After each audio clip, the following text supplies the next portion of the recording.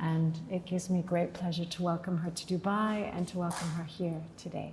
Welcome. Thank you so much, Nancy. Yeah. And thank you so much, all of you, for being here. It's very exciting to present this topic because it's deep, it's important, it's relevant for each of you in the society that you live in.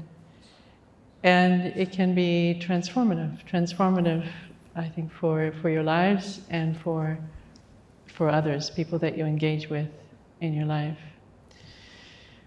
I'm going to start with a short grounding exercise because a part of what we need to do or how we need to be to explore anything is to be present, aware, and relaxed. So we'll do a short exercise to become present, aware, and relaxed. So sit in a comfortable position. If you're sitting cross-legged, then maybe lengthen your spine a little bit. Relax your shoulders and focus on a few slow, deep breaths. Notice your breathing. And as you notice the breathing, you can pay attention to the feel of the air coming into the nostrils, leaving the nostrils. You can notice the rise and fall of your chest and belly.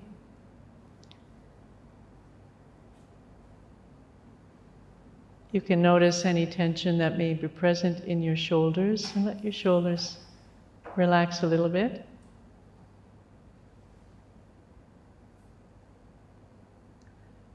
You can hear the sound of your own breath. Listen to that sound. It sounds a little like the ocean coming in and going out. Connect with that flow.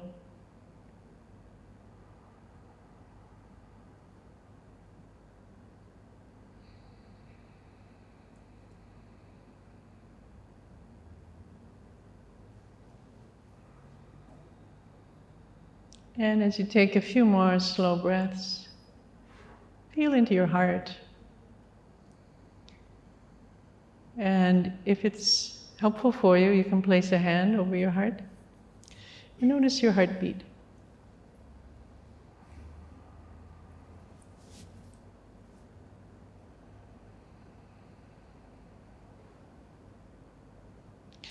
And notice your hand on your chest.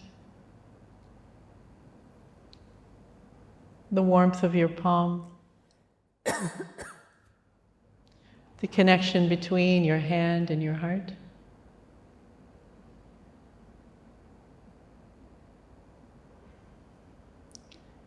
And take a few moments to offer yourself appreciation for being here, for being present for yourself,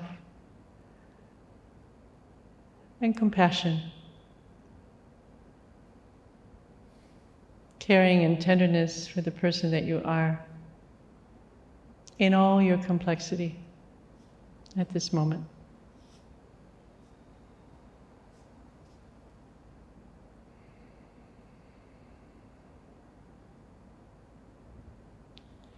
And if you were a very loving parent to yourself, what words might you provide? What words would you like to hear right now? Of comfort or protection, or care. And gently say those words to yourself.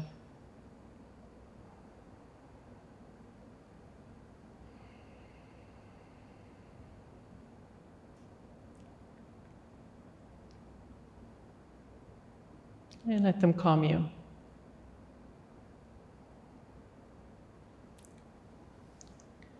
Take one more breath in. And one breath out. And relax your hand. And whenever you're ready, open your eyes and connect back into the space. Thank you.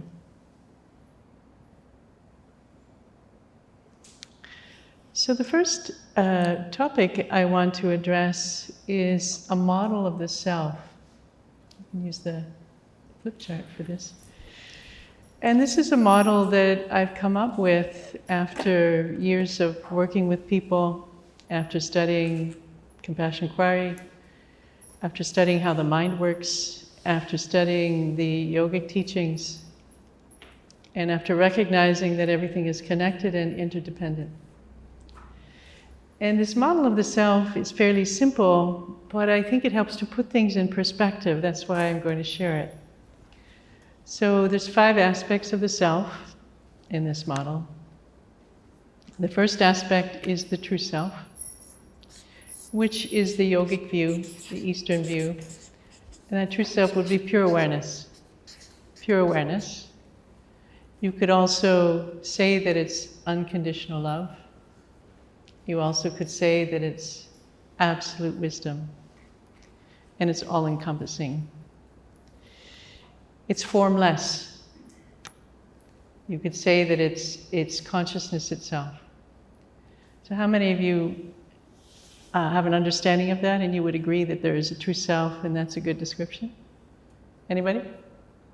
You don't agree? You do agree? Okay, whether you do or not. Yes? So what was the question? How many of you can relate to that? That there is a true self inside of us, and that's what the true self is. Okay, so we're in agreement. So that's the true self. It's awareness and consciousness itself. It doesn't need the body. You know, that awareness, that consciousness exists. So the second self is the embodied self. The embodied self. This is when you take that pure awareness and you shine that light of awareness on the body, inside the body, from a feeling perspective in the present moment. So it's, you noticed your heartbeat, you noticed your breath.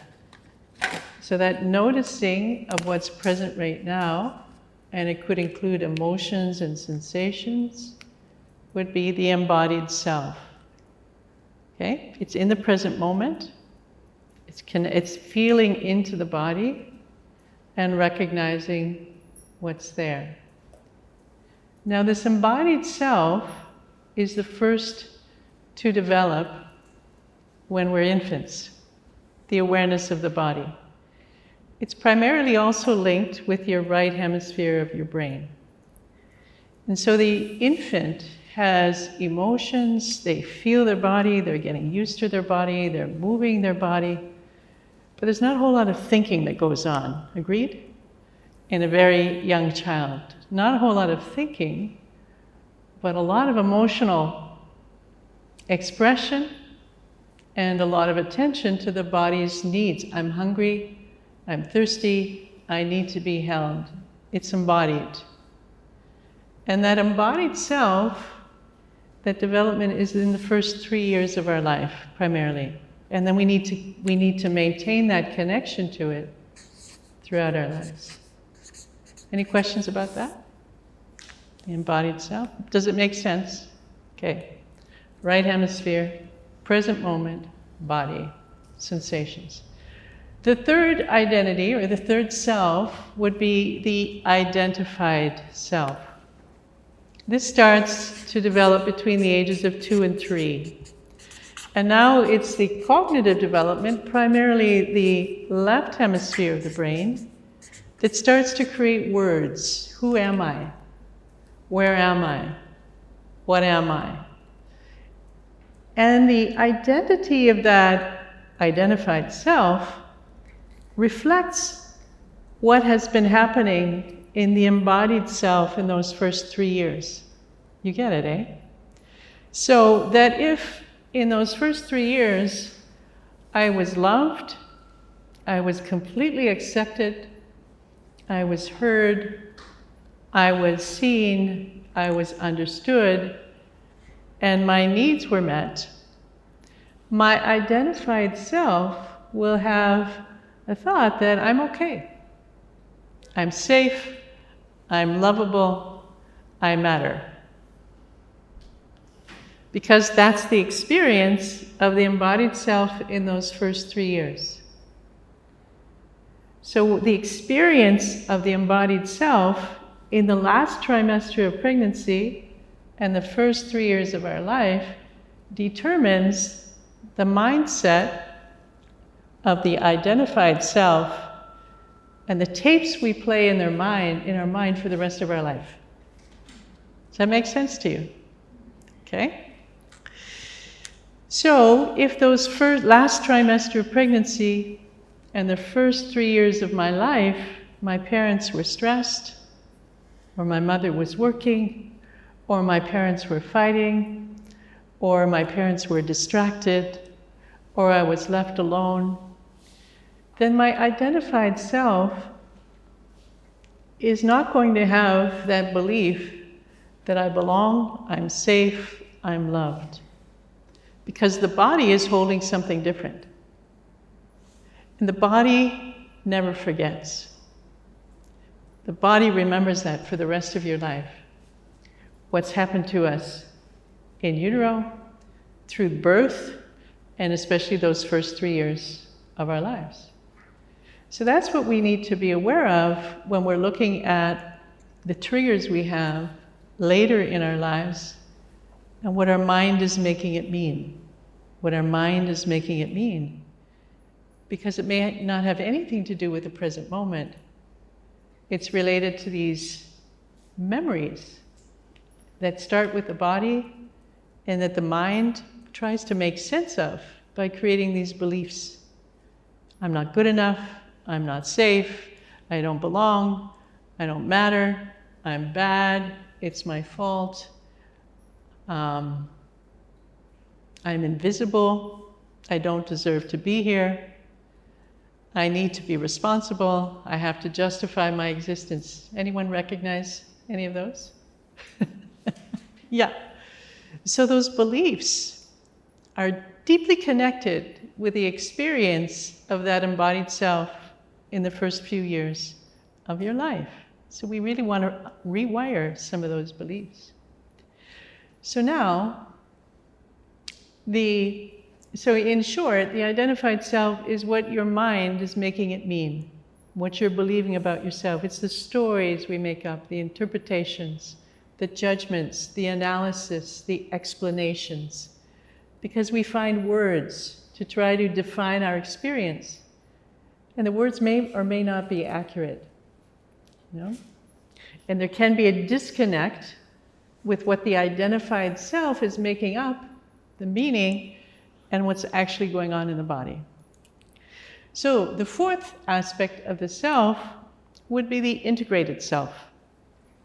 And that is the harmony between the true self, that pure awareness, the embodied self, and the identified self.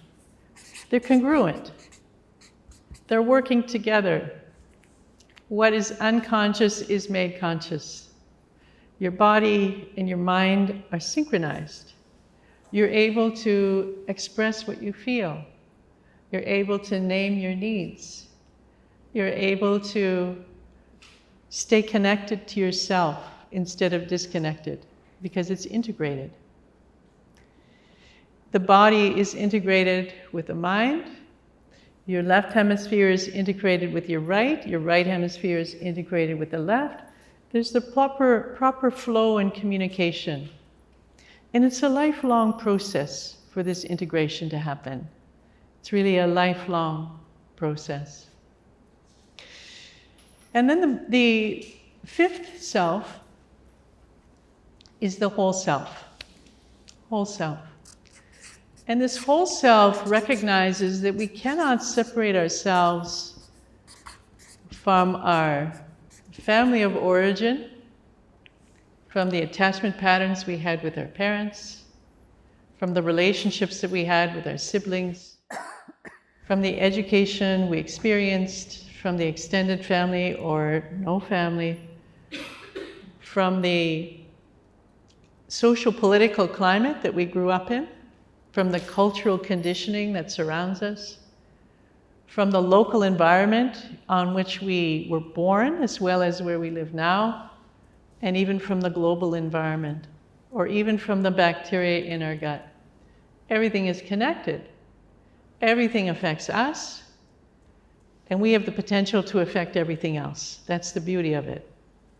The whole self, all of these things influence us, and much of it we're not conscious of. But once we become conscious of all of these influences on who we think we are and what we are expressing, once we become conscious of it, we can make choices. And we can decide how to show up differently, or we can decide what our purpose should be. We can decide who we want to align with. We have more choice. But first we have to strip away a whole lot of conditioning. A whole lot of conditioning. So those are the 5 aspects of the self. Do you have any questions or comments about that so far? So you have your environments. Yeah. There might have a pleasant environment, pleasant people around the door, or very negative people around. But with the whole self, you talked about what's interaction in the environment, who you're interacting with, or is it beyond that? Is it like in another country or wherever? It's everything. So with the whole self, let me tell you briefly, okay? I have these 7 zones of influence with the whole self. The first zone is your genetics, your epigenetics, your ancestors, and your karma. Everything from the past. The second zone is the physical body. Third zone is the bacteria in your gut, the microbiome, and your diet. Fourth would be everything that relates to people. Relationships, education, culture, people. Everything that relates to people. Fifth would be the local environment. You're going to be very different here with this climate than I'm going to be in Canada.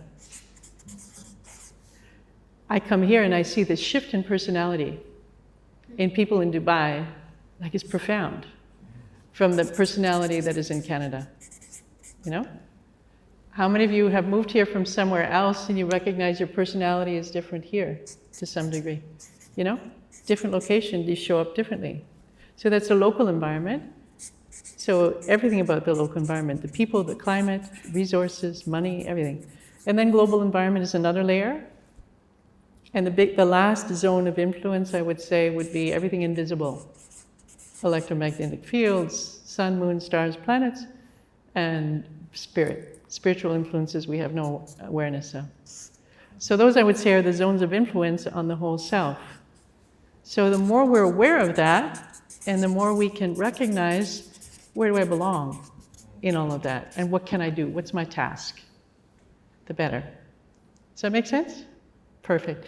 And the more we take care of it too, like take care of your gut health, take care of your physical body, and recognize we age. Things change as we age. The self is going to change as we age, right? So that's it. But the only thing that's constant is the true self.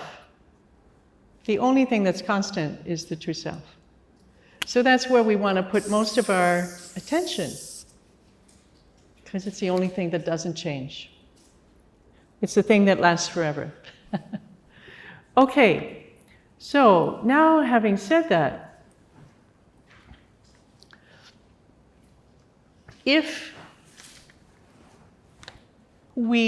we'll come into how does addiction get created. So if the young child's emotions were not able to be expressed, held, mirrored, and responded to appropriately, then it's like nobody sees us, right? We have this internal, what's wrong? Am I not here? Like, I'm not being seen.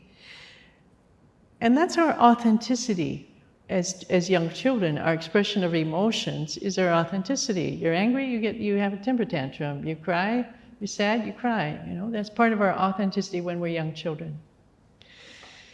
And so if that isn't received, held, mirrored, responded to with care and kindness, then we have to become something else. We have to change our behavior. And we have to shut down. We learn to shut down those emotions. So sometimes children are told to, you're angry, go to your room. So then we learn to shut down our anger, because nobody's able to be with us with our anger or hold it for us. We cry, and somebody might say, don't be sad. It's all right. But we are sad. So what we need to hear is, oh, I see how sad you are. It's hard, isn't it? You know, we need our emotions to be validated, to learn that they're okay. Or somebody might be in terror and shaking with fear. And somebody says to them, get over it. Just do it. And so the fear is suppressed. So what happens is these emotions stay stuck in the body because they were never allowed to express themselves. They were never allowed to be voiced. Or we learned that if we expressed ourselves, we might be ridiculed. If we expressed ourselves, we might be punished or hit. If we expressed ourselves or asked for help, we might be ignored or worse, told to go away. How many of you recognize any of those scenarios when you were children? So what do we do with our emotions? We stuff them. But there's a little child in us that still needs to be held, that still needs to be heard, that still needs to be mirrored so those emotions can express themselves. And in compassion inquiry, when we do this work, this is what we see all the time.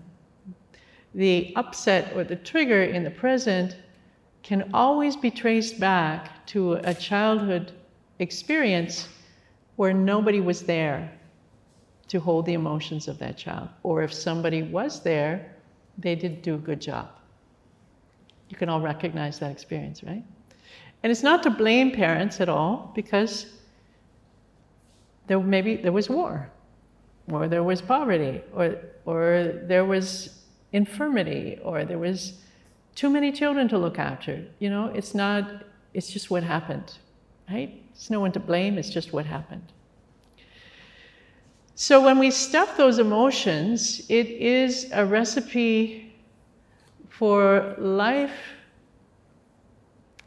for more of a possibility of mental and physical illness over our lifespan. So the suppression of those emotions, Gabor Maté talks about trauma, and there's 4 components of trauma. The first component is what happened. So each of you thinks of an event that happened for you as a child that was really challenging, right? Everybody got something? Okay. So that would be the first trauma, this something that happened that was very challenging. Maybe it was war. Maybe it was you were hit. Maybe it was you were all alone in an environment where you should not have been all alone. So these traumas, maybe it was abuse, physical or sexual abuse. These traumas can be something, anything that happened to you that shouldn't have happened, or something that didn't happen that should have happened. So there's trauma of neglect as well. You came home alone every day and nobody was there. Or you watched your parents being violent, or you saw people dying on the street, you know? These things should not happen, but they do. So these are the traumas. So that's the first thing, is the event. The second thing, the second component of trauma is, and this is what makes it a trauma, is when the trauma happened, there was no one for you to talk to. There was not an adult who was attuned, present, calm, caring, non-stressed, available, and able to say, I'm with you. I see you. I love you. We're going to get through this. Everything's going to be okay. I'll take care of it. I'll do what needs to be done. It's because if we had that, then we wouldn't have to hold this emotion anymore, you see? Because someone would have heard us and responded to us in a way that makes us feel safe. But if that was missing, and again, it's not your parents' fault, it's just what happened. If that was missing, then this event stays in the body. And then the identified self makes it mean something. It makes it mean, I don't matter, or I'm not safe, or I'm all alone, or I'm not important, or I'm invisible. How many of you can relate to that? So the embodied self holds the trauma, it doesn't go away. It stays in the body somewhere. And the identified self, because nobody said anything different, starts to believe that it's about you, it's about me. I must have done something wrong. Because if there's no one to tell you that, I'm sorry your mother or your father passed away, or they're not here any longer, or they had to go away, this is why it happened. It has nothing to do with you. It's not your fault. You're a wonderful child, If that's not told to us when we're a child, the child doesn't understand why it's happening, so they make it mean there's something wrong with them. They're responsible. So that's what we have to recognize, is what did the identified self make up about you when these events happened? Because nobody was there to tell you something different. No one was there to show you that that's not true. Now, if we pause for a minute and I ask you that, let's just hear from a few of you. What did your identified self make it mean when something happened to you when you were a child? Anybody like to share? Just the belief. What's the belief? Go ahead. For the circumstances and the expectations, what I was a child, created the belief that I'm not enough. Great. Okay. It's never enough. That's right. No matter what I do. Yeah. So then it's a never-ending Herculean task. No matter how much you do, it's never enough. I'm not enough. So that's the core belief of almost everybody. I'm not enough. And so you can see then how that belief becomes a driver in your life, doesn't it? That leads to exhaustion. And disease. And disease. That's right. How about another one? Anybody else want to share another different one? Go ahead. When I was 6, I felt sick, and I was in bed for a year. And since then, I think I've not been sick all the time because always feel like that's what big you. So that's all changing. But I think it comes from that. Yeah. So that belief that I'm not safe. Yeah. So you were Constantly like catastrophic up or saying as for every person. Yeah. Exactly. Thank you. So that lack of inner safety. And then that would lead to chronic anxiety and things like that, yes. Now the other piece with this is when the trauma happened and you weren't comforted, your nervous system got wired with a certain response. And so our autonomic nervous system has a sympathetic branch and a parasympathetic branch. And the sympathetic nervous system would make you want to, when you're unsafe, causes either a fight or a flight reaction. Either you learn to fight back or run away, and it's instinctive. That's how your nervous system got wired. Your parasympathetic nervous system, in a threat situation, learns to shut the body down, collapse, become paralyzed, become numb, to protect from the situation, because that's the only thing you can do. You can't fight, you can't run away. So to protect yourself, the body shuts down. You stop feeling the pain, you just don't feel the pain, you go numb. And so then later in life, right, when these triggers happen, because the nervous system was wired that way when we were quite young, similar trigger, similar original trauma, that'll be our initial response. And we have to be aware of that. Our tendency to argue or fight, or a tendency to just, I'm out of here, or the tendency to just, collapse. But we want to respect it because it's a survival mechanism, you know? The alternative, now how many of you are wired that way and you're wired for the fight or flight? Let's do 3. How many are wired for fight? You become defensive, argumentative, angry, agitated. Okay. How many are wired for flight? You want to get out of here as quickly as possible. Okay. How many are wired for the freeze, which is the shutdown, collapse? You just don't know what to do, right? So that's the wiring. And so we can recognize when those states take over.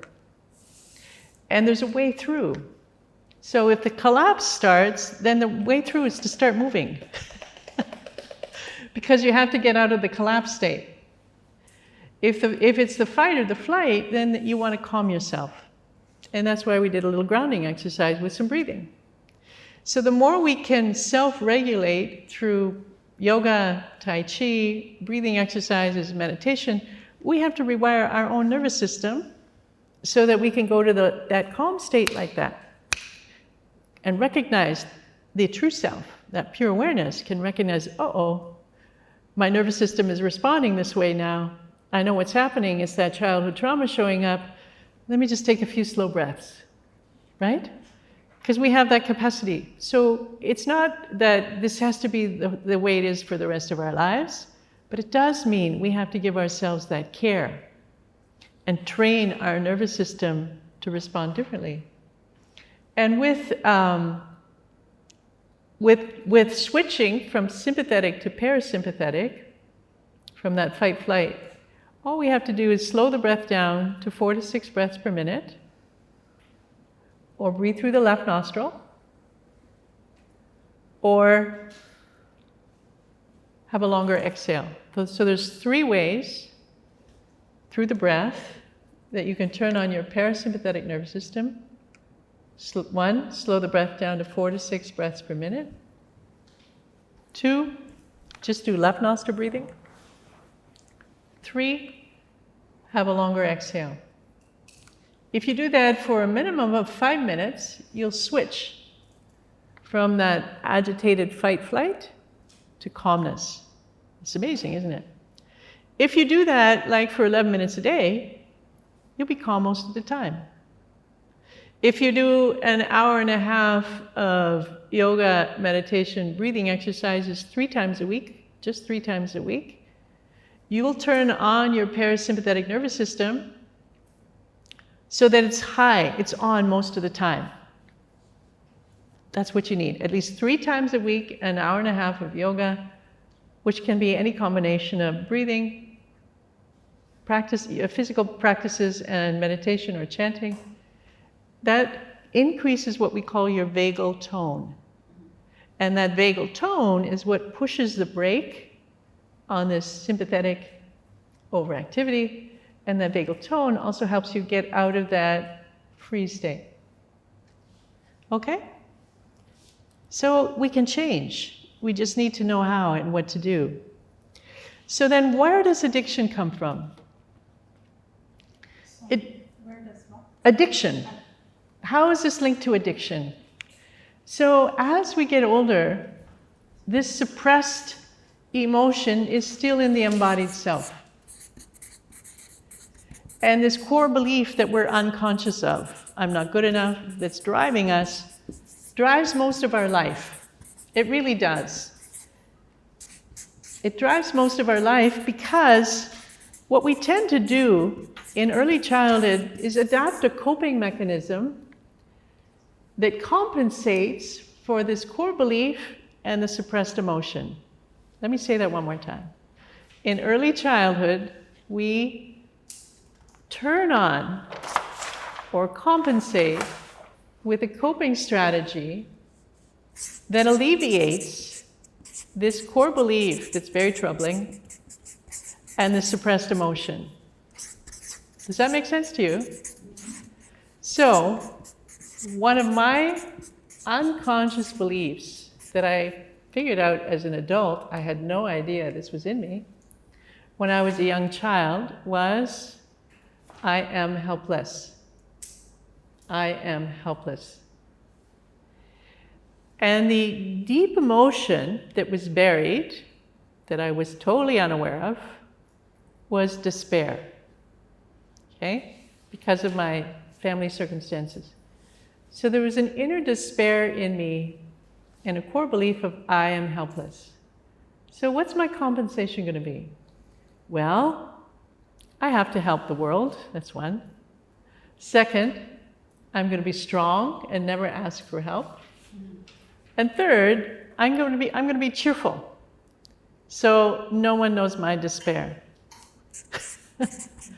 Only this was all unconscious. I had no idea I was doing it. I remember even in kindergarten, or grade 1, the report card, I had my old report cards, and the thing was, she's always cheerful.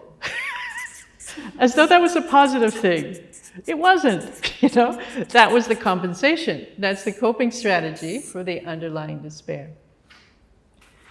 So that's what we want to recognize. So what's the underlying issue then? What was the underlying? Helpless. The belief was I'm helpless. And the reason was because my mother was an alcoholic and wasn't available. And I wanted to fix her. I wanted to help her. Okay? At a young age. So you wanted to help her, but you felt like you couldn't help. I couldn't help her. So the core belief is I'm helpless. I can't help her. Because no matter what I did, nothing worked. And then the emotion, despair. Because I could feel her despair. And there was nothing I could do. Okay? That's the core emotion. Was I conscious of that? No. Did anyone come to me and say, you know what? I'm so sorry that your mother has this problem. The reason it's there is because she was in a car accident. She, blah, blah, blah. So I took it upon myself that I'm the one that's supposed to help her. You see? Now, the thing that happens, though, is that we get validated for the coping strategy. Just like I did in grade 1. She's cheerful, 5 marks, Or she's so strong. And then everybody starts to ask me to do things. So these coping strategies are validated, and then that's who we identify as. That becomes our identity. The identified self gets value from that, and so that's who we think we are, and that's who we become. These qualities, after you realize what's happening, become your superpower. Your superpower. The trauma actually gifts you with your superpower, but you have to be conscious of it. It cannot be your driver. When it's your driver, it's going to drive you to the ground, and you get more distance from yourself because you think you're that. You see? You're actually more cut off from your emotions, your authenticity, and who you really are, because you're going with what was validated by the people around you, not your authentic self. But once you reclaim your authentic self and you listen to the body and you recognize, I'm feeling this, I need this is what's real for me right now. I need to express my anger, I need to express my sadness. Once we can come back to the integrated self and recognize what's really there, then we don't have to be driven by that need to be the high achiever, or that belief that I have to be perfect, or that belief that I have to be strong, or the belief that I have to carry the world, But we still have that superpower. So as long as we're able to take care of ourselves and give as much to ourselves as we do for others, that's the thing. Can I give to myself what I'm giving to the world? And then you're not driven by it. Otherwise, you're unconscious, and you're gonna get sick. It's gonna drain you, and because you're not connected to your emotions, you're gonna get sick, mentally or physically. And we know that these suppressed emotions are behind most diseases. The suppressed emotions are behind all autoimmune diseases. We know that breast cancer is related to repressed anger. We know that heart disease and diabetes are linked to repressed emotions. So it's really important that we reclaim our embodied self, that we start connecting with one another and sharing our emotions, and creating safety for one another to be vulnerable and be able to see that, hear that, be with one another, so that this whole thing can heal. Okay? So there we go. Any comments before we do the next little piece? In terms of personally, Yeah. finding hard to uncover, I don't think I have difficult upbringing, to be honest. I think I like things that are people. But I think that I wonder how to identify it. We probably do have some issue to that. I'm thinking how to identify it. I'm wondering, does it make sense to look at those kind of superpowers and think, well, actually, already coping strategies for something? Yeah. Is there a way, like, Well, if you can identify them by what's showing up in your life right now. Anytime you're triggered by something in the present, you can ask yourself, what am I believing about the other person right now? If they're that, what am I believing about myself? Now that you're uncovering the unconscious identified self. Okay? Because we're creating our world all the time with what we project on others. Okay? So that's going to give you your unconscious identified self. And then you can ask, and what am I noticing in my body right now? With this trigger, with somebody else. What am I feeling right now? What are the sensations? What are the emotions? And that'll show you the trauma from your childhood. And then you ask, how familiar is this? How far back does it go? It's that kind of self-inquiry. You won't, because it's unconscious, you see you buried it. Everyone that says they had a happy childhood didn't have a happy childhood. That's the giveaway. But we have to dig a little to find it. We have to dig a little to find it. Okay. So, am I good to go? Or what? Very good to go. Addiction. Okay. Yes. So now we're going to talk about addiction. So the addiction comes along to soothe that suppressed emotion. We got it? The addiction comes along to soothe the suppressed emotion. The addiction comes along to soothe the suppressed emotion. So if my suppressed emotion was sadness and despair, what might my addiction be? What would soothe sadness and despair? I'm not going to go to alcohol because I don't want to be like my mother. So what's an alternative? To be the opposite. What's that? To be the opposite. To be the opposite. But I can't. Yeah. Addiction to love. It could be addiction to love. It could be an addiction to relationships.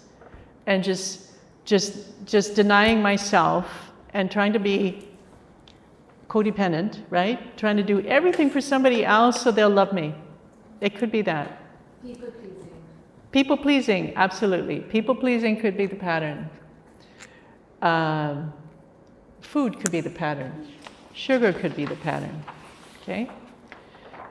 It could be, possibly in terms of substances, it could be opiates because they give love. They give people love and comfort. Opiates. Heroin. Yeah, because they give somebody the feeling of love. So you see, that person is starving for love. They just want to be fixed. We all just want to be fixed. And if you look at what your core belief is and that emotion, then the addiction is going to be closely related because it's there to soothe. So let's look at now the components of what defines an addiction. And then we'll talk about various addictions. So the first one is you have a craving, okay, that you can't say no to. There's a craving that you can't say no to. That's the first component of addiction. Second is that craving relieves something. It provides. People that clean them off. That's it. Yeah, that could be an addiction. It's an obsession, but it could also be an addiction to clean. So let's go through the four things. The second one is relieving your emotional discomfort, or you wouldn't do it, right? The third is you can't stop. You can't stop. So the craving, it relieves your emotional discomfort. You can't stop. And the fourth is it has negative consequences to you or the people around you. Fourth, negative consequences to you and the people around you.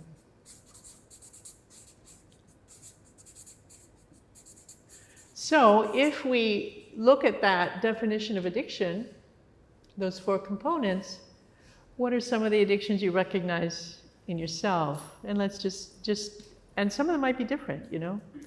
So let's go with, what was the one you suggested? Excessive cleaning. Excessive cleaning, okay. The first thing, is there a craving to clean? Are you talking about? Whoever you're referring to, whoever you're referring. Would you say that person just has to get up and clean all the time? Because I have a sister that's like this. Like she's always cleaning. She can't stop. Okay, so then there's you could say there's a craving. No, she doesn't need to clean. I know, but she craves it. Yeah. Or she wouldn't do it, right? It's okay. So that ticks the box for craving. The second one, does it relieve something in her? Does it leave? Relieve. Yeah, maybe she feels better after. She feels better after. So what might cleaning be relieving? Any of you? You probably know. Some of you know. If someone cleans excessively, what is it doing for them? It cleans them. It- It's like cleaning It creates a sense that it relieves anxiety, fear and anxiety, because it creates a sense of order and control. So there's somebody who fears chaos, right? There's a fear of chaos. If I clean, I will create order. So the emotion is probably fear. I'm just guessing, you know. Would you say that with her? could be. Yeah. And it's relieving that. Now, what's the next one? Facing problems because Yeah. you're always in doing something. You're not facing what That's right. you need to face. That's right. So it's shutting, it's keeping the unpleasant emotions buried. That's what they're doing. You're keeping the unpleasant emotions that you didn't process as a young child buried. It's suppressing it. All the addictions are suppressing those unconscious emotions. Now, the last one, is it detrimental to herself or others? Possibly. If she's cleaning all the time, it means she's not doing other things. She's not being creative. She's not letting go. So cleaning could be harmful to her because of what she's not able to do because she's cleaning all the time. Exhausting herself. She could be exhausted. Exhaustion, yes. Yeah? Okay. And also you don't use like the braces, maybe the left. The right hemisphere. Yeah. Yeah, totally. Actually, the cleaning is all left hemisphere. Putting things in order, that's your left She's hemisphere. in a backstage, but just can't uplift. Yeah. Because you need to rest and connect. Right. So she's tense all the time. So she's not allowing herself to play or have fun, right? So it is harmful to her. So we could call that a cleaning addiction. Okay? What's another one? Yes. That it could be also a person who just keeps this Yes. connected to oneself. Yes. It's just this busyness. So the addiction to busyness is very similar, right? The busyness, the cleaning is to create order. The busyness to distract, to not feel, to not feel, okay? To not feel the pain, whatever it is. Okay, let's go for another one. Who wants to, let's go through another addiction. What's another addiction? Bread. What's that? Bread. Bread? Yes. You like to eat bread? Yes. Okay. Addiction to bread. So if there's bread around, can you stop eating it? Would you be able to say no to a piece of bread?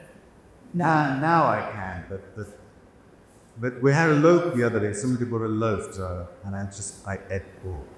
Oh, good for you. I was wondering how we'd get rid of that loaf of bread. It was delicious. It was delicious. Okay, so bread. So we could use bread or food or carbs, right? So there's a craving. You can't say no to it, even though you know it's not good for you. All that bread, right? Are there negative consequences? Yes. Do you want to name them? White calories, weight. Okay, so bloating or excess weight, right? And what was the other one? It's giving. What's it relieving? What's it relieving? It's home. It's home. What's the emotion there? What's the emotion that it's relieving? It's loss. Okay, loss. What's the emotion that's there with loss? What emotion is there with loss? Sadness. There you go. So that's what's buried is sadness. And the bread is relieving that sadness, which is why it's an addiction. So every addiction is doing something for you. That's the thing. They're not bad. What we want to ask is, what is it doing for you? So let's pause a minute. You think about your own addictions and ask that question. What is it doing for you? Because now we know what you need. What emotion is it relieving? And now you can think about, is there an alternate way that I could get that need met without harming myself? I mean, bread is not as harming as many other things. It's not the end of the world. It's not the end of the world. But it's interesting to explore. Yeah. Anybody else want to share an addictive pattern? Addiction to screens. The addiction to, let's look at that, right? To social media, Social media. that's shut down. Okay. So, is it an addiction? So what's the first one is there a craving? Dopamine. Dopamine. It's not, wouldn't be a craving unless they programmed it in. They've programmed it so that we crave it, you know? It's not the craving, it's just It's an addiction, yeah, but it's an unconscious craving, you could say, okay? All right, the second part is craving. emotion. What's it relieving? What's it? What is it giving relief to? It doesn't relieve, but it suppresses. You don't have to think of anything else. Yeah, It just helps. so it numbs you, yeah. Yeah, so it's relieving you from feeling painful emotions. Whoa, would you say? It is, isn't it? It's a state of distraction, Yeah. stop facing the other agitates life. Yeah. It's a distraction from facing your everyday life and the pain of your everyday life. Okay. And the third one is can't stop. Well, they program that in too. You can't stop. Now, if we look at the core unconscious belief, so the social media is I'm being seen. So what's the unconscious belief? I'm not seen. I'm not seen. I'm invisible. So Attention. yeah. Now, how many of you had that as a kind of a trauma when you were a child? I'm not seen. I'm invisible. You see how then the social media hook is a direct antidote to that. You know, we get hooked into that because of the belief that I'm not seen. And then we start to believe I'm not valuable unless I'm seen. You know, I met somebody yesterday who shared that he and his daughter, and I think his daughter was 6, were recognizing that they were spending a lot of time on their phones. So he said, and so he decided that he would take his daughter to the art gallery every weekend, every Saturday, for a painting class. And they did that for a year, every Saturday for a painting class, and his daughter got bored with it, but he liked it so much that he started to go 2 days a week to the painting studio. And after 2 years, he's become an accomplished artist and is selling his work all over the world in multiple galleries and getting $200,000 per painting. So that's the other thing, is where's my creativity? Because your creativity is an expression of your true self. So am I using my creativity anywhere in my life? You know, where does my creative juice want to flow? And could I be using this time for something that's creative, right? For something that gives me great joy. Because it's time. We have limited time here, don't we? We have limited time. And we get pulled into these addictive patterns. Yes? Around the project, it was a total revelation for me. There is a book which is called The Artist's Way. Yes. You read this book. Yeah. And so my daughter is an artist. She gave me this book. I sat free here and I was fascinated that basically the creative flow, the creativity, for people who are not used to it, it feels extremely scary because you don't know, you don't have the the floor, you don't have the ceiling, you don't know where it's going to take you, it's completely unpredictable. For that matter, it's really scary for our nervous system, and if you're not used to it, if you're not artists, we are trying to block it. And these variety of addictions can be used to block the creative flow, including dysfunctional relationships. You get dragged into alcohol and whatever else. And so people manage to uncover this creative flow and abandon addiction through blocking it. Fantastic. So the creativity is a beautiful thing to explore. Just like calming down the nervous system into it. Yeah, thank you. Go ahead. Question: it takes to lead to the addiction that, either some people will have a drop bottle or one pill, one pill, and didn't become addicted immediately, and it's kind of disbelief that, at least might be that certain ambitions, like your person will you will never be able to do or use that product That's right. in the way that it's entertaining or good for you, and therefore you cannot just even get anywhere near it. That's right. That's linked to the childhood trauma. So there is a huge increased susceptibility to alcohol and drugs and other addictive behaviors the more childhood traumas we've had. It's just the way it is. And so those people who've had a lot of trauma are much better off being, 100%, no, I'm never going to touch it again, because it's so easy for that to come back.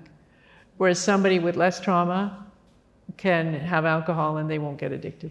So it's primarily is based on how much trauma was there, the tendency to become severely addicted.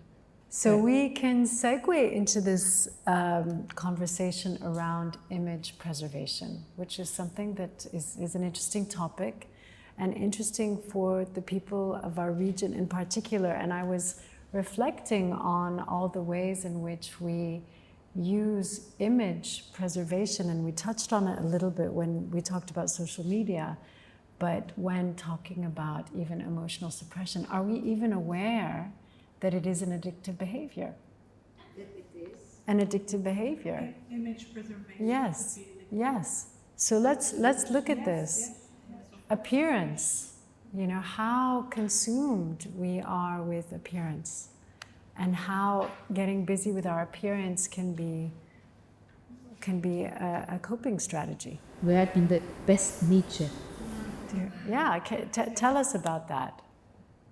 What do you know about this idea? Well, first of all, I can talk about myself and my experience. I always, as the eldest, the first child, I had to always set the good example among my siblings, which meant look good, have every day my shoes polished, have my clothes zero wrinkle, everything tied up. So this built a very how do you call it, a kind of addiction to making sure that I look good no matter when, even if very no matter. So, and then you have the influence of the society in which you are growing, the school, the trends of the society, how your friends are dressed up and how they are following the latest novel of teens, and then you feel you have to get the same thing and follow the trend. And when you don't, you become, I'm talking especially when we are children and teenagers, we become excluded from the gangs that are the cool gangs and where everybody wants to be part of, and so on. So it's a whole process. So what drives the behavior? It's the lack of it's the genetic set beliefs that we have that we want to counter them with looking good. So if I have my genetic self belief from childhood that I'm not seeing or I'm not good enough, I want to show up in a way which say, no, I'm better not, then is it how I present myself? So to counter that love that we have for childhood. And when does it become an addiction? It's because the void is not being filled. And what is the void? When she didn't get her self-worth from the family she even mom, your dad. So self-worth becomes your clothing, your bags, your makeup, whatever it is that you come up with. So it's interesting, in Arabic we say al-mazhar, you know, the appearance. And, you know, think about all the occasions in which people go out publicly, weddings and socials, clothing, the public behavior, the social media. This is really interesting, right, to look at. And then the other aspect of that is, what will people say? What will people say? So again, you know, it has, you know, so what can happen as a result of that? So if we become so consumed, because something is driving the what will people say. What could be driving that? Because we're being part of a social group, I think it's what they, you know, and would be included in that. So then, Socially accepted. so then the addiction becomes an addiction to perfection, composure, never showing vulnerability, but perfection, really, more than anything. Never showing your true self as well, because you're expected to carry yourself in such a way that will be well received and perceived and acknowledged by others. But I think also, at least I'm talking about the Arab society, what others are going to say has also impact on the education that the father and the mother had given, especially the mother, the image of the mother. Well, there's another layer of that. Because the more people are going to say, wow, what an amazing girl, then the mother is going to feel Sharaf al-aile. Exactly. We say Sharaf al-aile. Yes, you she's know? going to feel good about herself and the honor of the family. Wow, you know, she's going to go Yes. out, she represents the mom and the dad and, you know, the cousins and the aunties and the uncles. And there's a whole name that is associated with. And it will have positive impact on the city. Right. We have to go back a little further, because trauma is inherited intergenerationally. So if you think about that, what will people say? Or can you be part of the social group or not? And you think about what's happened to your parents and your grandparents or your culture, what would it mean if you weren't part of the social group? Your parents or their grandparents? Right? What's that? Ostracized. Ostracized. Yeah. Yeah. And whole groups of people were killed, right? So it's deep. It's so deep, especially in this culture, because it's linked to survival. You wouldn't have, your generations that have gone before may not have survived if they didn't fit in. Would that be true to say? That can be preserving the family at all costs, right? This sense of like protecting the family at all costs. It feels like there's a link directly between your image, your preservation, and the whole self, and the identified self. So then kind of got your beliefs where you identify it, but again, with external power, the transferred doesn't mean, you know, or at least. Yeah. Yeah. Now, what we have to recognize about the identified self is none of it's true. It's just what the mind is making up. So here's where this true self comes in. The true self is unattached. So let's say we're in any society, if you're really connected with your true self, you know that sometimes you have to show up in a role, but it's not who you are. It's just sometimes you have to wear certain clothes because that's your role, but it's not who you are. You know, that would be the true self. That would be the integrated self. I can wear these clothes today. I can wear a turban. Tomorrow I can wear something else. You know, I have that choice.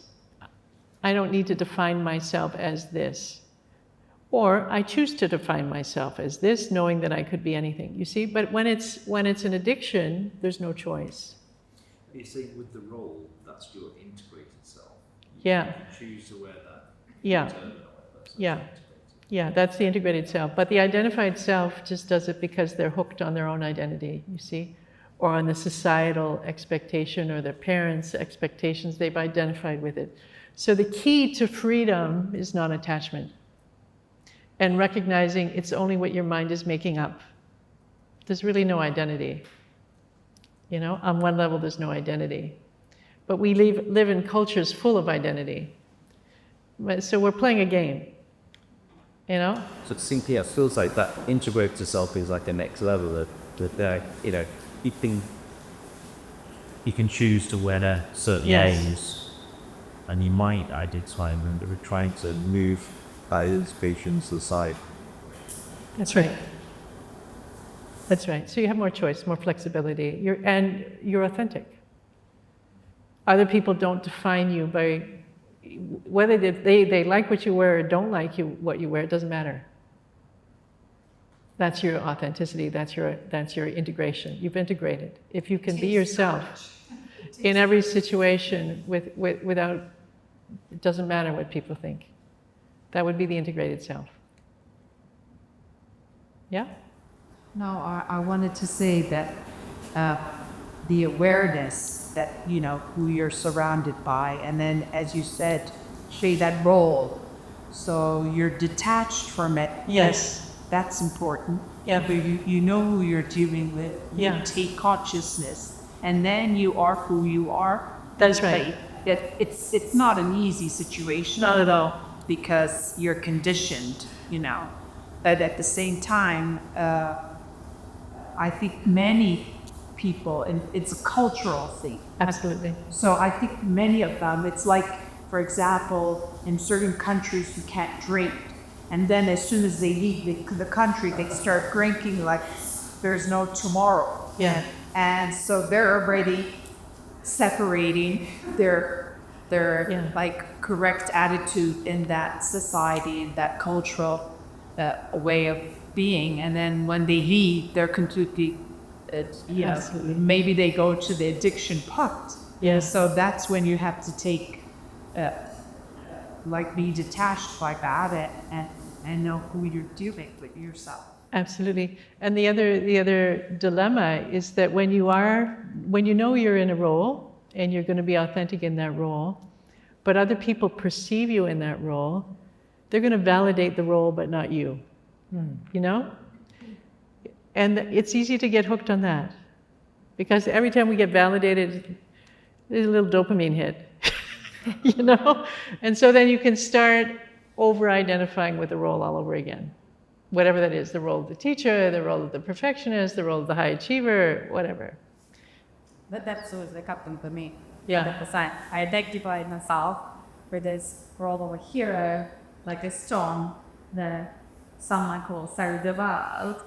And then when I kind of failed in that role at a point, then it was a very big surprise. Then who am I? I was like, what the hell is wrong with you? That's right. You're kind of, you know, sure. Exactly. Look how the world, You're not bad. you say, you suggest that here, but also when Sat Dharam was talking about herself and how the world validated her strength. Yes. Look at all the ways we show up in the world, giving that illusion of strength, you know, whether it's through beauty, whether even in our cultures, and we were talking about the amazing hospitality here, right? Look how beautiful it is.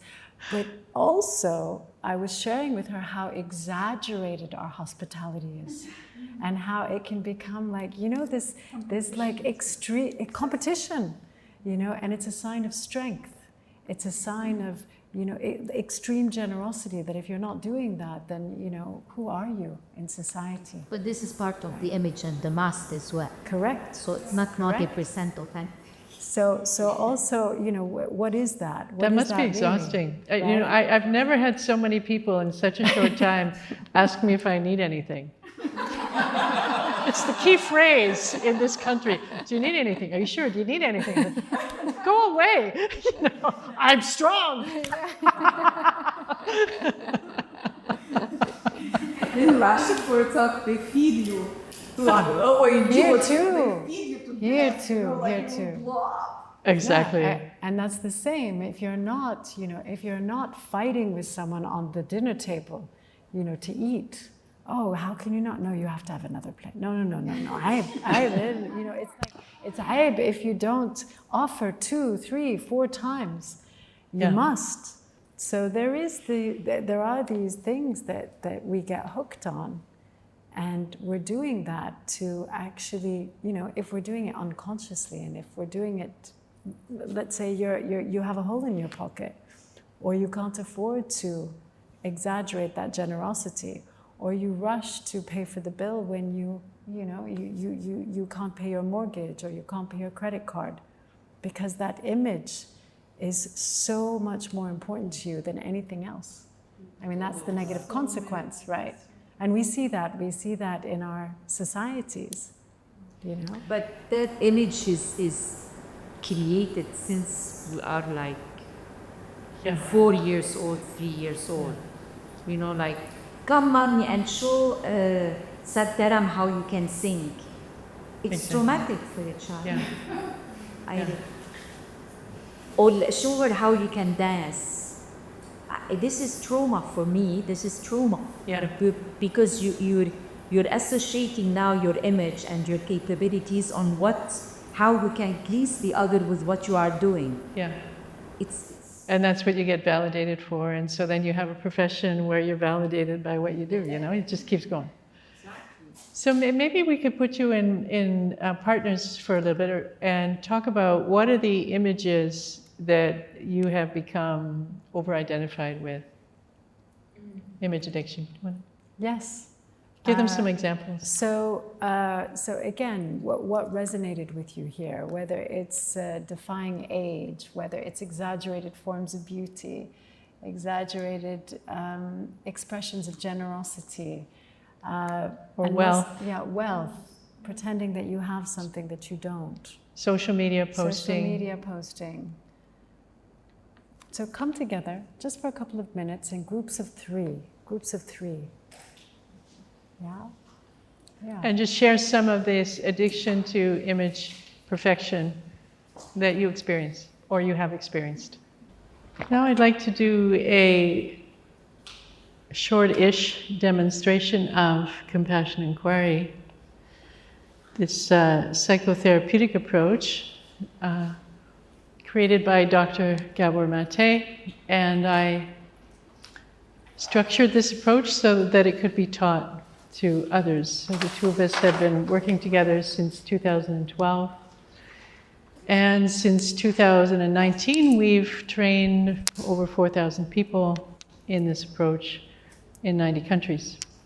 So would anybody be willing to be the client? Or anyone like to be the client? We have one volunteer. Awesome. If anyone else, please. Go ahead. No, that's good. You're it. You're the one. So let me start with a little bit of an explanation, and then you can start with an intention, all right? And if the intention, do you have something that might be related to image preservation, about what we've been talking about here? It doesn't have to, but... I have so many things. Okay. I don't know where to start. I'll give you a moment to think about it while I explain a little bit to everybody, okay? So this is an approach that uses inquiry, so I'm going to ask a lot of questions. I will be following, what's your name? Maria. Maria. You'll notice that I'm following her, mirroring her, responding to her, to Maria. So in a sense, I am becoming the caring adult that she didn't have as a child, okay? And that's my job, is to be in that space so that what was suppressed for her as a child can come up. So you'll see how this works with this approach. And it's important to know that quite often I might interrupt what you're saying and bring you to awareness of your body. Are you okay with that? Yes. The second thing that you're in charge I'm just following. So if at any point you're uncomfortable, or you want to stop, or something's too much, please tell me, or you don't want to go somewhere, and we'll just stop right there. Okay? All right. And we always start with an intention in compassion inquiry, and that's what we work with. So, is there an intention that you'd like to explore? Intention to release. To release? To release what? To release grief. Grief. You'd like to release grief. Okay. And what would that do for you if you released grief? It will give me liberation. It will give you liberation. Okay. Well, that's it then. We'll work with that. Okay. So there's grief in you. Where do you experience that now? In my heart. And what do you notice in your heart as a sensation around the grief? What does it feel like in your heart? When it started, I felt like it's just a hole, like empty. Everything is empty. And now just a slight pain. A slight pain? Yeah. And a hole and emptiness in your heart. Can we pay attention to this for a little bit and simply be with it? Is it okay to feel into that grief a little bit longer? Give it some space, give it some attention. And we're here with you.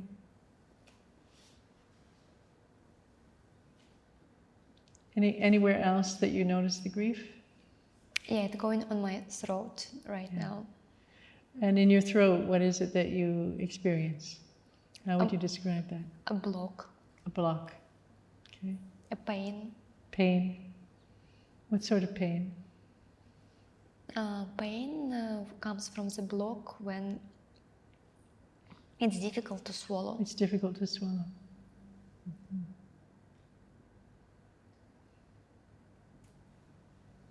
If that pain could speak, what would it say? It's okay. It's not the pain. It's not the pain? No. What would the pain say? Feel into the pain. If the pain could express the pain. Don't express it. Pardon me? Don't express it. That's not the pain.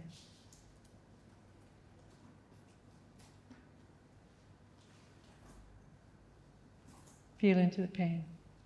Share it. Nope. What's the pain saying? Pain needs something, wants something. Acknowledge. No. You're talking about what you think the pain should do. Okay.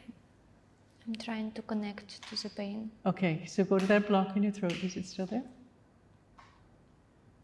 No. Okay. It's easier to swallow now. It's easier to swallow.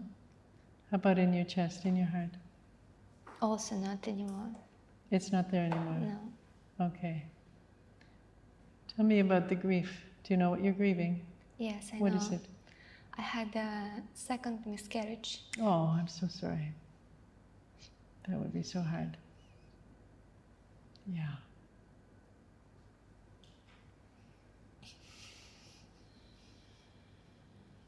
It's painful.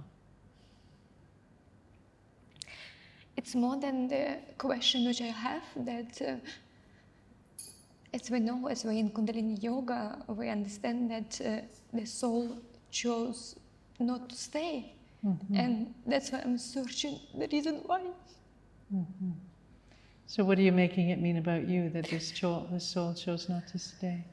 That I'm not good enough to stay. That you're not good enough.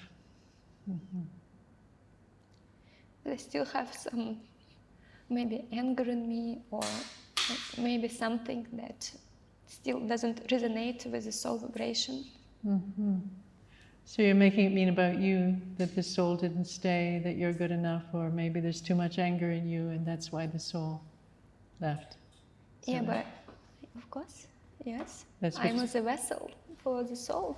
Yeah, you're the vessel for the soul, so it must be your fault. Something's wrong with you. not wrong, but yeah. Yeah. How far along were you when the miscarriage happened?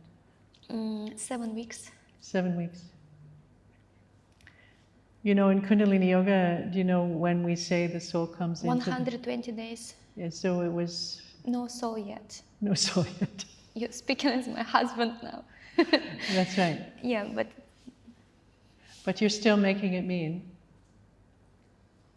that you're not good enough. But yes. Yes. That something should be there in either health or body, or it's never just, it's a physical reason and there is a spiritual reason for that. Okay. Would you be willing to explore perhaps another possibility? Yes, I would be willing to explore that. Yeah. How far back does it go for you when you believed you weren't good enough and there was tremendous grief because something that you thought might happen didn't happen and you believed it must be you? I guess all my life. All your life? It started with my father, who was alcoholic, Yeah. and I always wanted to heal him and fix him. Mm-hmm. And I was always wondering, like, when we're such beautiful kids without any troubles, like, why would he still choose to drink and come home and create all these problems for us? Mm-hmm.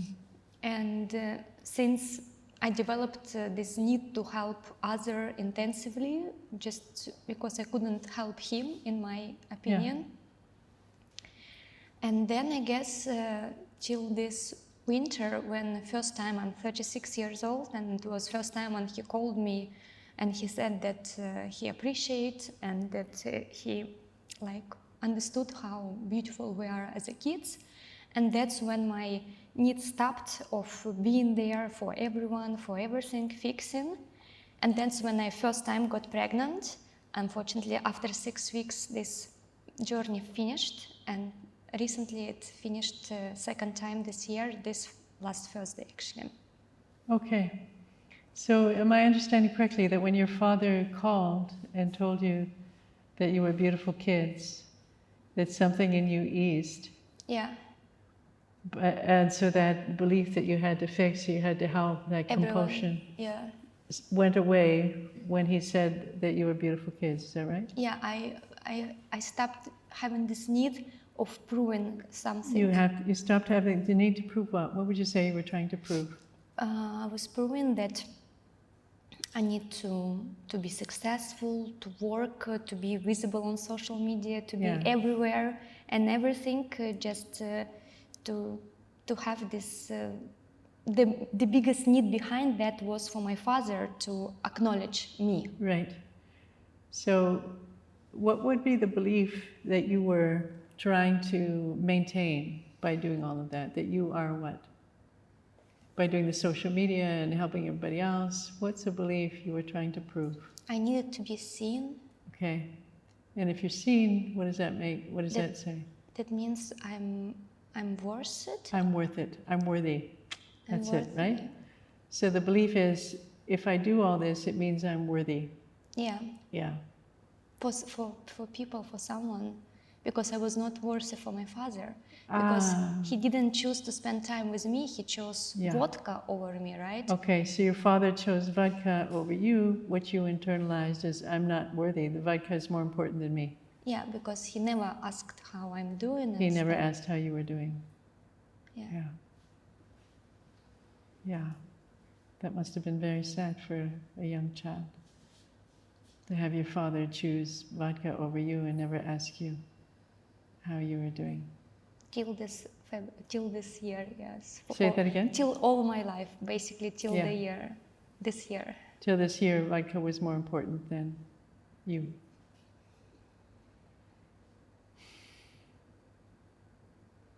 That was your experience, wasn't it? Mm-hmm. What do you notice in your body right now as you... I'm shaking. Yeah. Can we stay with that for a little bit? Mm-hmm. Like my stomach is shaking. Your stomach is shaking? Mm-hmm. Okay, let's just allow it to shake. What else is shaking? My core. Your core is shaking. Yeah. Mm-hmm. And my hips. Your hips are shaking. Okay. Let's just stay present to the shaking. Give it a little bit more space. Is that okay? Yes. Yeah.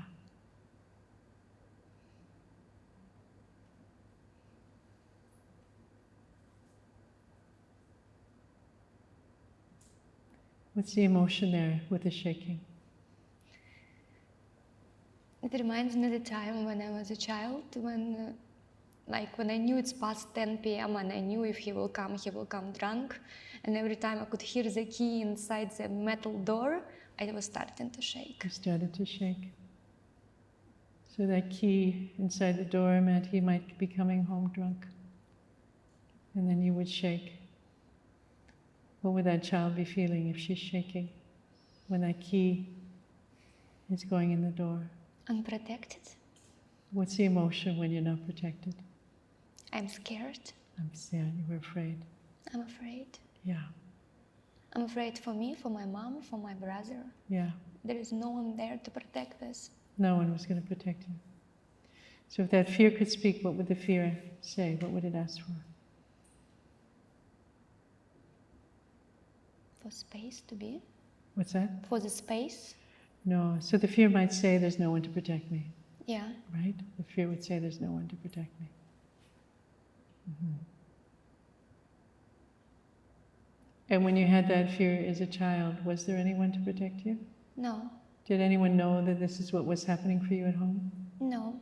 Were you able to talk to a grandmother, an aunt, an uncle, anybody to help you? No, I was calling police, but they were telling me that it's normal, it's okay, it's home, like stuff. Where was this? Which country? In Russia. In Russia. So you called the police. How old were you when you called the police? 9, 10. You were 9 or 10 when you called the police. Good for you.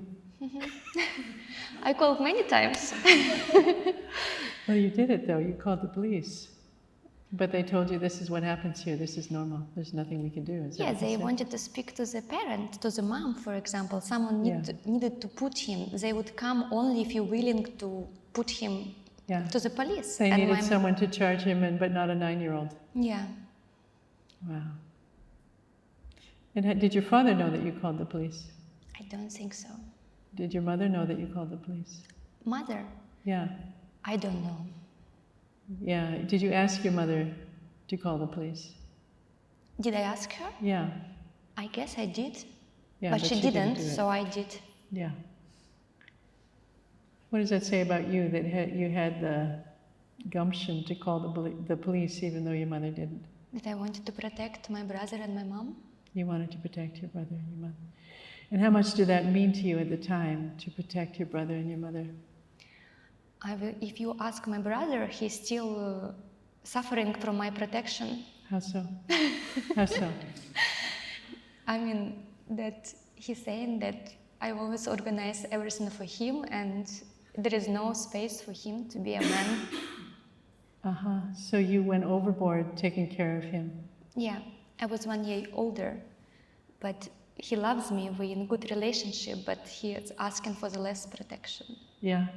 So in a way you kind of smothered or suffocated him so he couldn't grow up, right? He couldn't take the risks and learn from his mistakes, and because your protection was so strong. Yeah. What do you think that did for you, that overprotection of your brother? What did that do for you when you were a child?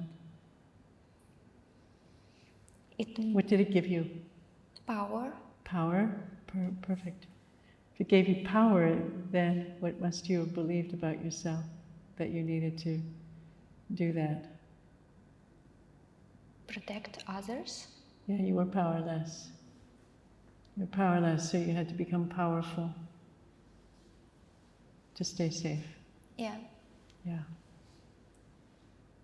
You needed to become powerful to keep the safety for you, your brother, and your mother. You're the one that took it on. Is that true? Yeah. What was the impact on you of it as a child to be the one to protect your brother and your mother? What did you lose out on? As my mom saying that I grew up the minute they brought my brother from the birth center. So it means I didn't have a childhood. You didn't have a childhood. Yeah. What do you feel in the body right now as you admit that I didn't have a childhood? You grew up at a year old. I feel okay about it. You feel okay about it? But the stomach is still shaking. Your stomach is shaking. Okay. I mean, everything is still shaking. So I don't know, it's my mind saying, talking to you, or... Okay, well, let's go. Okay, where's the most shaking? Your stomach or somewhere else? Inner thighs. Your inner thighs. Okay. Let's stay present with that for a minute, all right? Thank you for sharing that.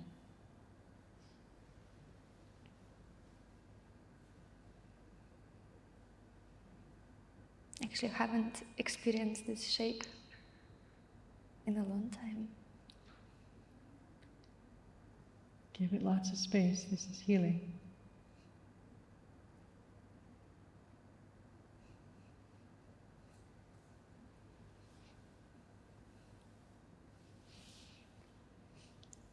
So, back to your question, how do I feel about not having a childhood?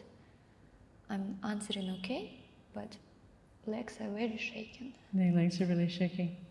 So the legs are speaking, your hips are shaking, your arms are shaking. Everything's shaking a little bit. Let's create space. What's the emotion there in the shaking?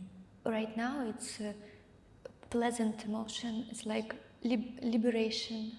It's not anymore like this tense, scared moment. It's quite pleasant. Yeah. Okay, let's keep up with it a little bit. Just allow the shaking to be there and the pleasant sensations now with the shaking. Energy's moving.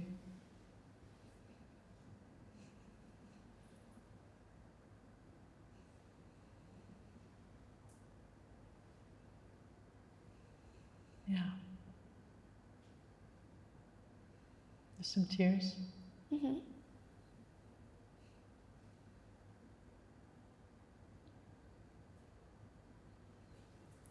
It stopped.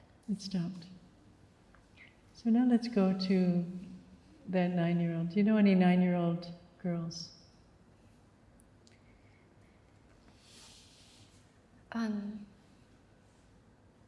Not that close. Can you remember a friend of yours when you were 9 years old? A girl? Yeah. Did you have a girlfriend? Okay. Just picture her, okay? When she was 9. If she had your parents, your father, your mother, those circumstances, her father was addicted to alcohol and vodka, came home drunk, he comes in, what would she be feeling? She would be feeling afraid. She'd be feeling afraid. What's she afraid of? She's afraid of pain, of father's like anger, which he will express when he comes home. So she's afraid of her father's anger. Yes. Because he's going to be angry when he comes in the house. What did he do when he was angry? He was beating my mom, destroying the doors, and telling us stories about the war, where he was never at any war, but in his opinion, when he was drunk, that he was hero from the war. Okay. Probably it's his past life collapse a little bit. So he was beating your mother, he was throwing things, banging, destroying doors and things like that, and would get angry and would talk about the war, even though he wasn't in the war. Yeah. Where would you be when that was happening? Somewhere in the apartment. Yeah. So if this was your friend and this was happening to her, how would she cope with that? What would she do? Probably she would lock herself in the room, somewhere where it's safe, where he's not present. She'd try to find a safe place and lock herself in where her father can't find her or reach her. Yeah. Yeah. What would she believe about the world? She believes she's not safe. What would she believe about the world?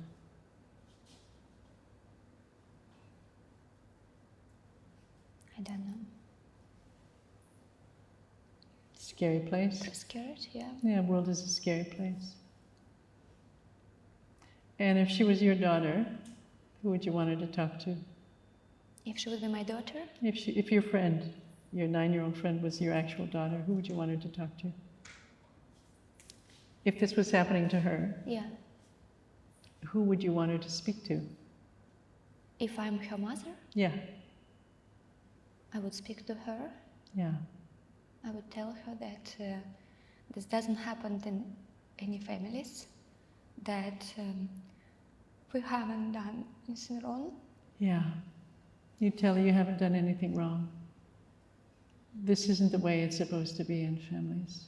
And it's not our fault. And it's not It's not our fault. It's not your fault. It's not your fault. It's happening, yeah. It has nothing to do with you. It's not supposed to be this way. It's not supposed to happen in families. What would that do for her if she heard that? Probably she would believe that one day she will grow up and be out of this. Yeah. So she'd start to believe that maybe one day she would grow up and she would be free of this. She would be out of this home if she had you to tell her that. Yeah. Yeah. And if you were there to protect her as her mother, what would you do for her? I would tell her that that I'm not going to allow this to happen anymore. That we will find a different house, maybe even different town. That we will be far away from this. Yeah. When time is right, I will prepare everything and we will be safe. Beautiful. So you tell her, when the time is right, I will prepare anything and we'll move, we'll get out of here, we'll move to a different town and I'll keep you safe, I'll protect you. And if she had known that at the time, that you would do that for her, what would that do for her? It would give her hope. It would give her hope. And a future, bright future ahead. Yeah. Without these evenings. Yeah. It would give her hope and she can create a bright future for herself without this horrible situation in her home. Is that what you've done? Well, that's what I've done, yes. That's what you're doing now? I mean, I guess I was asking my mom to divorce. Yeah. And insisted over the years. And then it happened. But father didn't move too far away. He moved to next apartment. So we were still living in the same house. And then I just get out of Russia. As soon as I got out of city as soon as I could. How old were you when you got out of Russia? First time 18. 18. Congratulations. So there's a quality in you that you showed at 9 years old when you called the police, and you showed it again at 18 when you got out of Russia. What would you call that quality? Escape. Creating your own safe space. Creating your own safe place. Did it take courage? I was so much driven by this that I don't even think it took me any courage. It was no other option. Okay, there was no other option, but you weren't paralyzed, you did it. You know? You chose to change. Somebody else may not have chosen that. There was something in you that had the ability to call the police. There was something in you that had the ability to leave Russia when you were 18. It takes courage and strength. Yeah. So now if we come back to this grief, what do you notice now about the grief? I don't feel it in the body. You don't feel it in the body? And if this was somebody in this room, what's your name? Maria. Marina. Marina. Close. Marina. If Marina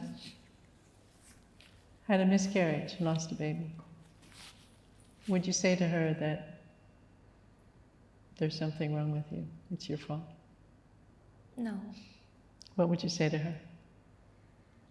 I would tell her that embrace this beautiful moment when you were pregnant and know that it will happen for you again. Yeah. And it will be beautiful. Yeah. So you let her know that she must have had some beautiful moments in her pregnancy. It must be a real loss to have lost the baby, but it will happen again.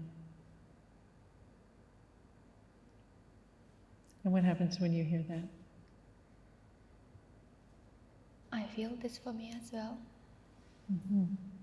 So is it true that there's something you did that caused the loss of the baby? No. Okay, what's the truth? It just happened. It just happened. That's the truth.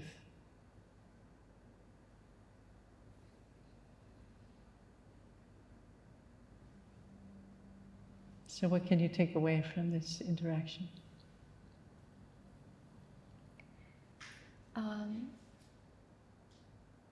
Not to dig anymore, not to search for answers, just give it space to be. Give it space to be. And Yeah. move on, like. Yeah. Can you connect to the 9-year-old you once were and the grief she may have felt when her father's drinking continued? Yeah, I think it was much worse for her. Much worse for her. For me, when I was 9. Yeah. And the fact that because nobody told her anything different, she may have believed that it was her fault. Yeah. That her father was drinking. Yeah, or she couldn't fix it. She couldn't fix it, and it's because she should be able to. Yeah. Yeah. Can you have compassion for that young girl you once were? Yeah. Mm-hmm. What does she need from you now? Love. She needs love. Yeah. And she needs to know she's okay. In fact, she's more than okay. She's terrific. Yeah. Is it okay to stop there? Yeah. Thank you so much, Maria. Thank you. Yeah. Satnam. Thank you. Well, thank you very much, Maria. And what does this bring up for you? Anybody resonate? Any of that? Yes. Somehow brought to me because I have a problem in my personal life. I don't feel chosen, and it brought me to the point that my dad hasn't chosen me.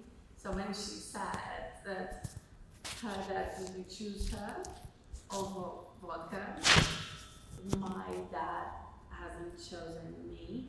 Yeah. Over his life. Yeah.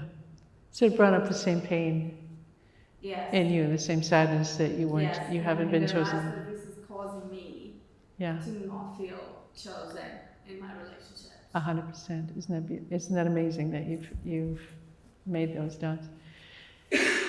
So you can see how the addictive patterns are perpetuated. So the addiction of the father causes the pain in the daughter, which then is sitting there, and then we need another addiction to relieve that, you know? That's how it perpetuates. We have to move towards the pain and hold the pain and turn around those unconscious beliefs. Because the unconscious beliefs are part of the identified self. The pain is part of the embodied self, and they reinforce one another. So we have to go into the body and express and feel. So the shaking is the healing of the body, the release. You wanted to release that sadness as well as the fear, right? So the shaking is the body's way of releasing what was tight, what was stored. We create an opportunity for that to unwind. And then, only then, can the belief change. So that's just kind of like a separate process of body belief, and turning them both around so you can have the liberation you're looking for. We can all have the liberation we're looking for. Yeah.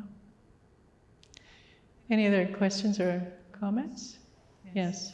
I was thinking that I'm bringing up doing more about the children, right? If the children don't feel that they can help, right? So for example, so alcoholic addicts, when children look at it, then say that, and they have feel not powerless, helpless, just say that.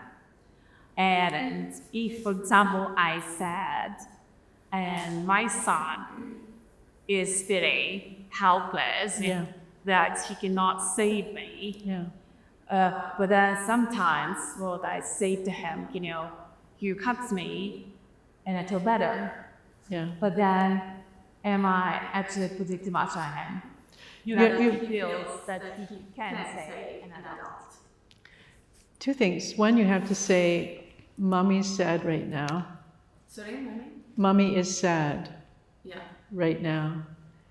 And this is because of something that happened to Mommy today or yesterday. It has nothing to do with you. Okay? First, he has to know that it has nothing to do with him. And Mommy's getting help, so that he doesn't believe he's the person that has to help you. All right. Okay? Mommy's getting help. And then you could say, let's see, about the hug. The hug is a great thing, but you don't want to make him responsible for your well-being, So you could say to him, how are you feeling right now? Ask him what he's feeling. Do you get sad sometimes? When do you get sad? Make it about him. Tell me about when you're sad, so that you can share that experience of sadness together, and it's okay. Then you're teaching him it's okay to be sad, right? And then you can say, let's have a hug, I'm with you. So you're still in the role of the mother, rather than him being your mother. We got it? That's nice. Thank you. Want to end with a short meditation? Unless you want to do the inner child exercise. I think it's good. It's good, yeah. Okay. All right. So just inviting you all to just come into easy pose. We're going to do just a few minutes of a meditation called Kirtan Kriya. Kirtan Kriya uses 4 primal sounds, Sata, Nama, but we connect, it also has a meaning, infinity, life, death, rebirth.